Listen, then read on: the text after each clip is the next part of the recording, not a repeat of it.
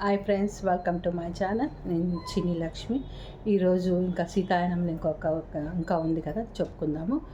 So first గురు ప్రార్థన. గురు బ్రహ్మ గురు విష్ణు గురు దేవో మహేశ్వర గురు సాక్షాత్ పరబ్రహ్మ తస్మై శ్రీ గురువే నమః. మీలో ఉన్నటువంటి పరమాత్మకు నా యొక్క ప్రణామములు.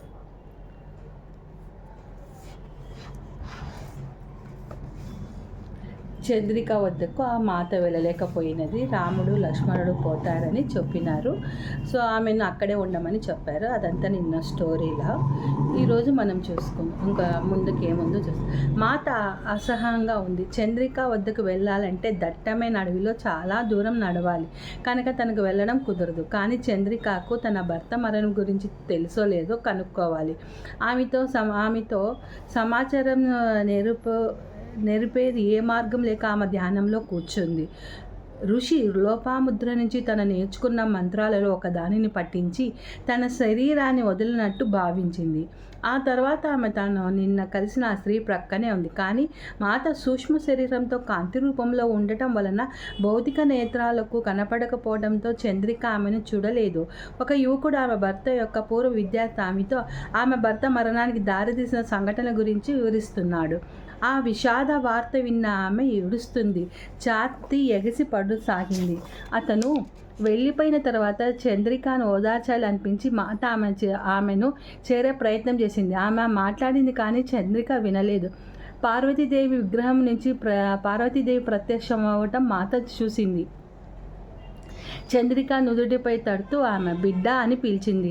లేచి చూడు, నిన్ను ఓదార్చడానికి సీతాదేవి వచ్చింది. ఆమె చెప్పింది విను, అంతా సరి అవుతుందని చెప్పి ఆమె విగ్రహంలో అదృశ్యమైపోయినది. చుట్టూ కలయ చూసి కరుణతో మాట్లాడుతున్న మాత ఇప్పుడు చూడగలిగింది చంద్రిక. స్వయంగా రాముడే అతని అంత్యక్రియలు చేశాడని, నీ భర్త చేసిన పనులు అతని అకాల మరణానికి దారితీశాయని, నువ్వు అతని పట్ల నీ బంధాన్ని వదులుకో, గతాన్ని విడిచిపెట్టు చంద్రిక.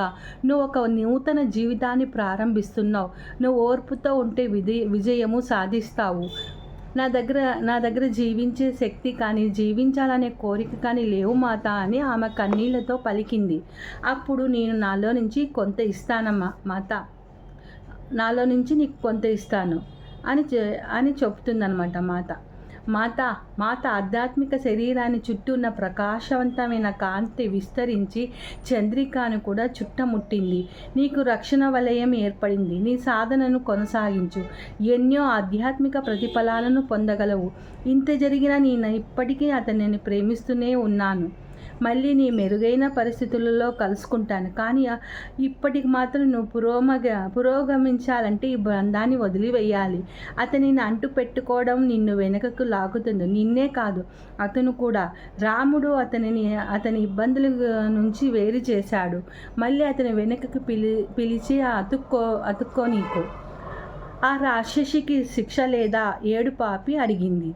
మాత వెంటనే సమాధానం ఇవ్వలేదు. తర్వాత విచారంగా, చంద్రిక, తమ చర్యల నుంచి ఎవరూ తప్పించుకోలేరు.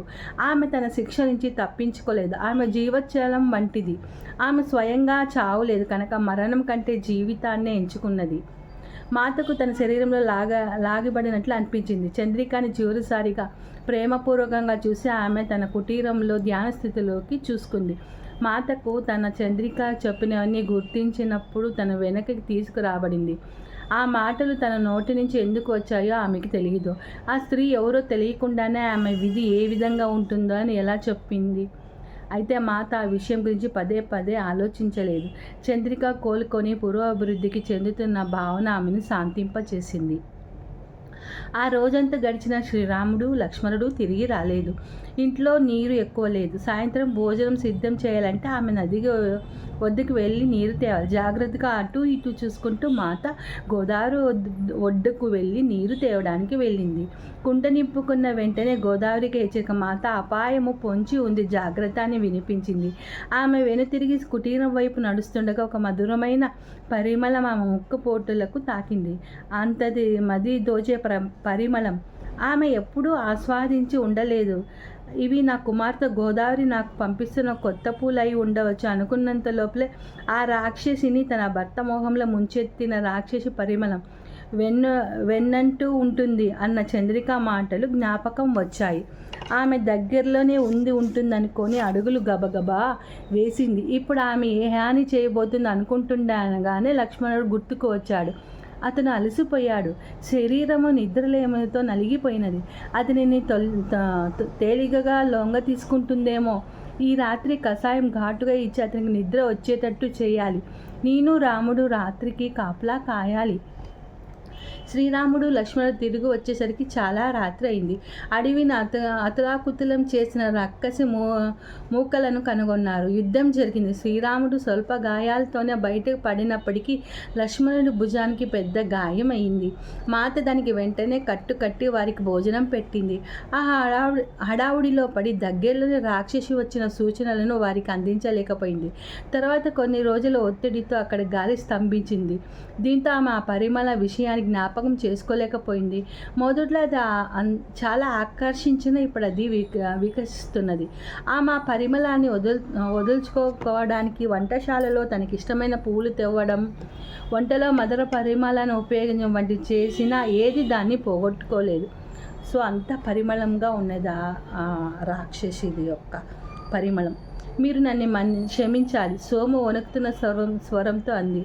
తర్వాత రాబోయే సంఘటనలు చెప్పడం నాకెంతో కష్టం.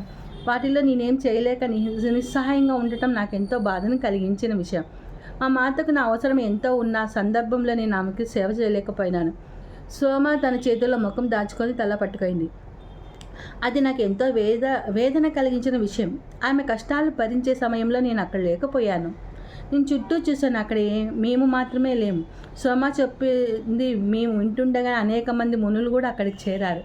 వారిలో ఒకరు అంతగా వివస్వతం పొందడానికి సోమ అన్నారు. తర్వాత మా వైపు తిరిగి తను చెప్తున్న కథలో ఈ భాగానికి వచ్చేసరికి ఆమె ఎప్పుడు ఇబ్బంది పడుతుంది. ఇప్పుడు ఆమెకు విశ్రాంతినిచ్చి బలం చేకూర్చనివ్వడం ఉత్తమం. మీరు విశ్రాంతి తీసుకోండి, మేము సెలవు తీసుకుంటాం, మా అమ్మ కల్పించుకొని అంది. సోమ తన తల పట్టుకొని కొన్ని నిమిషాలు ఆగండి, నిన్ను కొనసాగిస్తాను అంది. ఎండ తీవ్రత చాలా ఎక్కువగా ఉండటం వల్ల చల్లటి గాలి వీస్తున్న కుటీరాన్ని వదిలి వెళ్ళడానికి ఎవరు ఇష్టపడలేదు. సోమ మళ్ళీ తన కళ్ళ మూసుకొని ధ్యానంలోకి వెళ్ళింది. మేమందరం ఎదురు చూస్తూ కూర్చున్నాం. ఆమె మళ్ళీ బయటికి వచ్చి కథ కొనసాగించడానికి కొంత సమయం తీసుకుంది. ఇది సోమ యొక్క చాప్టర్లోని ఇదన్నమాట. సో నెక్స్ట్ కొత్త చాప్టర్.